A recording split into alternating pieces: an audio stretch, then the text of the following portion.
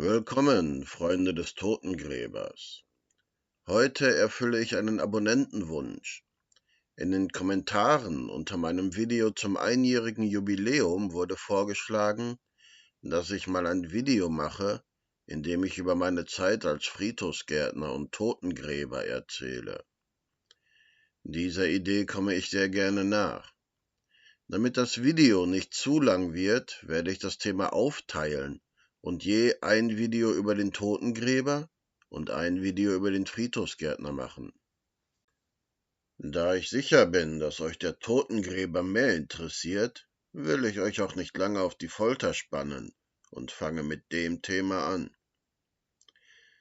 Was ich euch im Folgenden erzähle, beruht natürlich auf meinen persönlichen Erfahrungen zur damaligen Zeit und muss nicht allgemeingültig sein.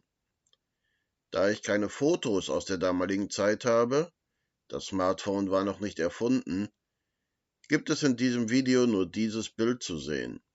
Ihr braucht mir also nur zuzuhören und könnt nebenbei getrost die Augen schließen, Wäsche falten, was auch immer.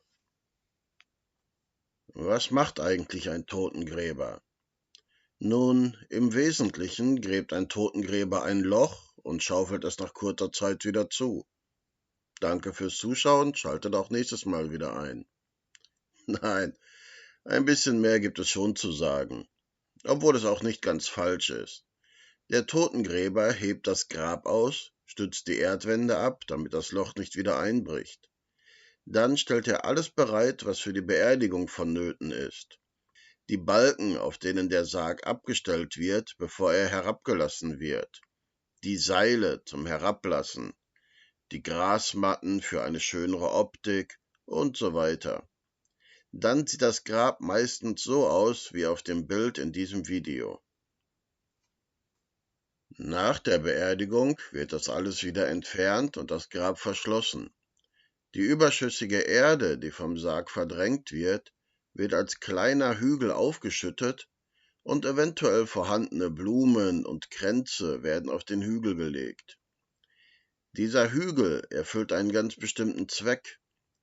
Nach dem Schließen des Grabes ist die Erde locker und voller kleiner Hohlräume, vor allem wenn die Erde lehmig und klumpig ist. Mit großer Wahrscheinlichkeit sackt der Boden in den folgenden Wochen noch etwas ab, wenn sich die Erde wieder verdichtet. Würde man die überschüssige Erde sofort nach der Beerdigung entfernen, hätte man möglicherweise nach einigen Wochen eine Kuhle im Grab und müsste wieder Erde heranholen. Damit hat der Totengräber im Grunde seine Arbeit getan. Alles, was die Organisation der Trauerfeier und die Behandlung des Leichnams betrifft, liegt im Aufgabenfeld des Bestatters. Das Herstellen und Aufstellen des Grabsteins ist Aufgabe des Steinmetzes und die Bepflanzung und Pflege des Grabes machen die Angehörigen selbst oder sie beauftragen dafür eine Friedhofsgärtnerei. Da Totengräber selbst kein Ausbildungsberuf ist, sind die meisten von ihnen Friedhofsgärtner oder beim Bestatter angestellt. Dabei ist längst nicht jeder Friedhofsgärtner auch Totengräber. In Deutschland gibt es Friedhöfe, die von den Städten betrieben werden. Diese haben eigene Mitarbeiter in der Friedhofsverwaltung. Die sind zuständig für die Pflege der Allgemeinflächen wie Rasenmähen, Heckenschnitt, Mülleimer leeren und Ausschachten von Gräbern. Kurzum, sie kümmern sich um alles, was nicht ein belegtes Grab ist. Auf Friedhöfen, die von den Kirchen betrieben werden, ist eine städtische Friedhofsverwaltung nicht zuständig. Die örtliche Kirche kann entweder eigene Gärtner und Totengräber einstellen, oder sie vergeben diese Aufträge an eine Friedhofsgärtnerei. So war es bei uns. Die Kirche vor Ort hatte uns sämtliche Aufgaben übertragen, die eine Friedhofsverwaltung auch hat. Müllleerung, Rasenmähen und eben Gräber auszuheben. Eine der Fragen, die mich zu diesem Thema erreichte, lautet: Wie sah dein Tagesablauf aus? Nun, bezogen auf den Totengräber folgendermaßen. Wir hoben die Gräber am Tag vor der Beerdigung aus, um auf alle Fälle rechtzeitig fertig zu sein. Denn es kann sehr unterschiedlich lang dauern, ein Grab auszuheben. Das fängt schon mit dem ersten Spatenstich an. Ist die Grabstelle leer und es wächst nur Gras drauf, kann man direkt anfangen zu buddeln. Hat man ein Familiengrab, in dem schon verstorbene Angehörige ruhen, ist dieses meist schon bepflanzt. Die Pflanzen müssen dann vorher, wenn möglich, ausgegraben und an die Seite gestellt werden, um später wieder auf die Grabstelle gepflanzt werden zu können. Zuerst kam der Metallrahmen auf die Stelle, an der gegraben werden sollte. So hatte man einen sicheren Stand am Rand der Grube und man brauchte auch nicht zu messen. Die Öffnung des Rahmens gab die Größe des Grabes vor. Dann wurde das Grabloch ausgeschachtet, etwa 2,10 Meter tief, meine ich. Das wird woanders meist mit einem Bagger gemacht. Unser Friedhof war eng und klein und wir konnten hier kein Bagger einsetzen. Daher haben wir auf alte Weise mit Schaufel und Spaten gegraben. Meist waren wir zu zweit, ganz selten auch alleine. Der Boden unter der Erde ist nicht überall gleich. Hier war er sehr lehmig und es floss eine unterirdische Wasserader durch den Friedhof. An manchen Stellen war der Boden trocken und so knochenhart, entschuldigt, ich werfe gleich ein Taler in die schlechte Wortspielkasse, dass man sich eine Spitzhacke gewünscht hat. An anderen Stellen war der Lehm nass und so klebrig, dass man ihn kaum von der Schaufel bekam. Stellt euch vor, ihr steht in einem Loch und hebt eine Schaufel voll nassem Lehm 2 Meter hoch und müsst sie dann 15 Sekunden schütteln, bis sich endlich die Erde vom Schaufelblatt löst. Und das über Stunden. Wenn wir Glück hatten, konnten wir die Erde gleich neben das Grabloch schaufeln. Wenn dort aber andere Gräber waren, haben wir die Erde in Schubkarren geschaufelt und an einen anderen Ort auf dem Friedhof gebracht. Das dauert natürlich noch länger. Außerdem konnten wir keine Rücksicht auf das Wetter nehmen. Ein Grab musste pünktlich fertig sein, ob es regnete oder heiß war. War das Grabloch fertig, wurde es abgedeckt und die Arbeit für diesen Tag war erledigt. Am nächsten Morgen hat ein Mitarbeiter das Grab kontrolliert, ob alles so geblieben ist, wie wir es verlassen hatten. Ich erinnere mich, dass es einmal nachts stark geregnet hatte und ein Teil einer Grabwand eingebrochen war. So etwas muss dann natürlich schnell behoben werden. Kurz vor der Beerdigung haben wir dann die besagten Balken, Seile und Grasmatten ausgelegt, und wenn die Erde neben dem Grab lag, haben wir auch diese mit grünen Matten abgedeckt.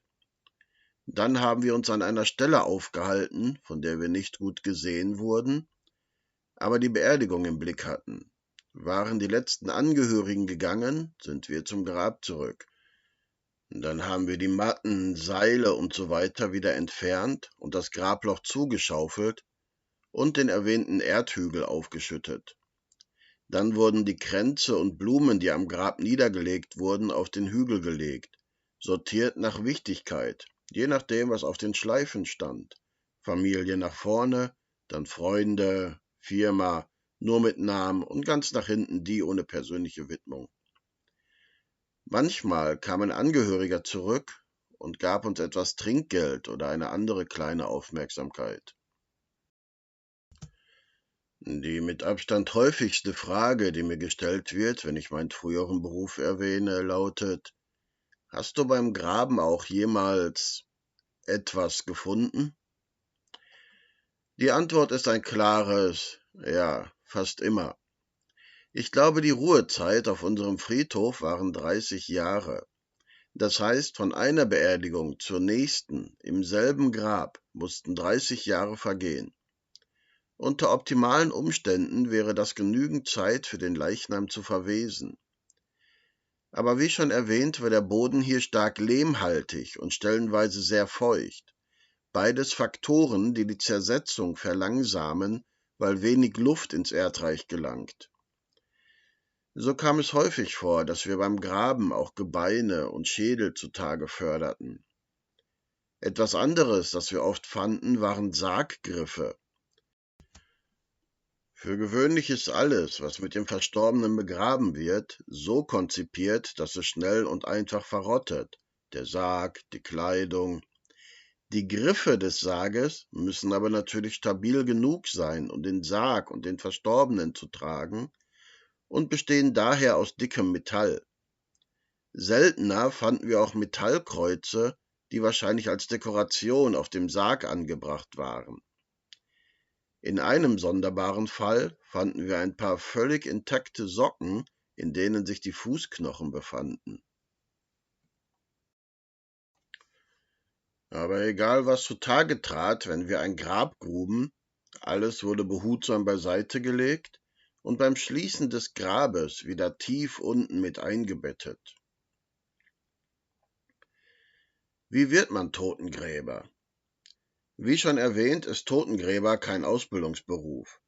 Man macht am besten eine Lehre zum Friedhofsgärtner, wenn möglich bei einer städtischen Friedhofsverwaltung, ansonsten bei einer privaten Friedhofsgärtnerei. Dabei ist aber zu beachten, dass nicht jede Friedhofsgärtnerei auch für das Graben von Gräbern zuständig ist. Dies sollte vorher abgeklärt werden. In jedem Fall sollte einem bewusst sein, dass das Ausheben von Gräbern nur ein kleiner Teil des Berufsfeldes ist. Hoffentlich konnte ich euch den gewünschten informativen Einblick in meine frühere Tätigkeit als Totengräber geben. Ich hoffe, er war weder zu kurz noch zu langatmig. Wenn ihr noch Fragen habt, scheut euch nicht, schreibt einen Kommentar unter dieses Video und ich gebe euch gerne Antwort.